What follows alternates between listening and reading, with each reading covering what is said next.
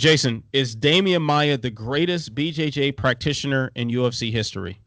Whew, man, maybe. Damn, it's hard not to say he isn't. I mean, because obviously you can point to guys like Jacare, who's amazing. You could point to Frank Mir, amazing, Nogueira, but they all had unique other skills that they've won fights with. Frank Mir has had certain fights where he showed some power and knocked some guys out. Nogueira has had for the long time was considered the best boxing heavyweight out there, so he can use his hands and get stoppages and kind of set things up. And Jacare, another guy, very good, strong, powerful striker, athletic. He can get things done with striking. Like Demian was not stopping anybody with striking. He won all his fights, and a lot of them in the UFC because of his superb grappling and specifically his jiu-jitsu.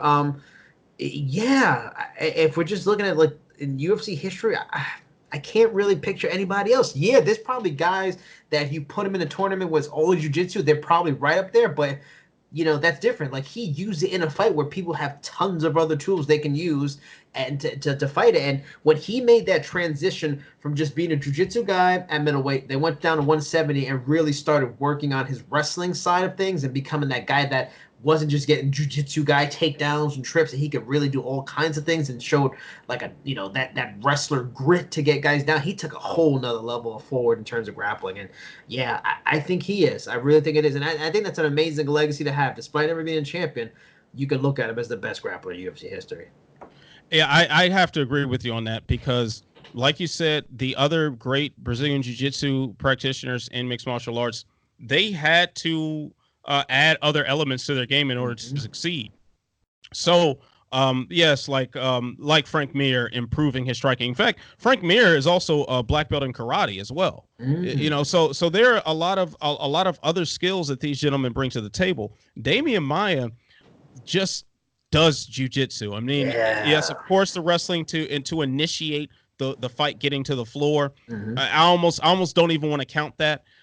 But typically he just uses jiu-jitsu, and that is so amazing. I mean, the last person that we saw, or I say the last group of people that we saw trying to do that are a lot of the Gracie family, and that didn't fare very well for them as the sport evolved. Like Royce Gracie was able to dominate in the early UFC tournaments because no one else knew jiu-jitsu.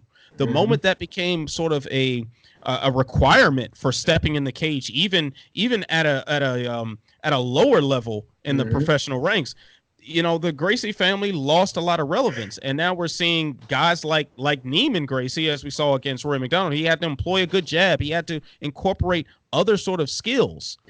So I think Demian Maia is definitely the greatest BJJ practitioner in that sense, that he just bucked that system. He said, no, I'm not going to do that. And in fact, we saw when he tried to do that, how ineffective he was in a lot of ways.